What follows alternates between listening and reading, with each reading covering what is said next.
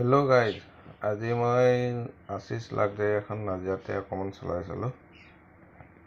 মানে সিহঁতৰ গাড়ীখন আছিলে দিখৌ ব্ৰিজৰ ওচৰত, দলঙৰ ওচৰত আছিলে। তাৰপৰা গাড়ীখন আঁতৰাব পৰা কাৰণে ল'ৰাকেইজন নাছিলে, যিকেইজনে চলায়। তেওঁলোকে মোকে মাতি দিলে গাড়ীখন আঁতৰাই দিবৰ কাৰণে। মই সেইকাৰণে আহিলোঁ। আহি গাড়ীখন অকণমান আঁতৰাই দিলোঁ, মানে MC ক্লাবৰ ওচৰলৈকে লৈ গ'লোঁ। নাজিৰা টাউনৰ মাজেদি, এইখন আমাৰ নাজিৰা টাউনখন।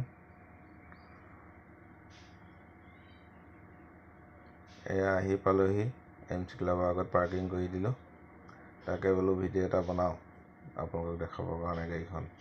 আপোনালোকে নাজিৰাৰ পৰা গুৱাহাটী যাব হ'লে আহিব, খুব ধুনীয়া গাড়ী, VIP চিটো আছে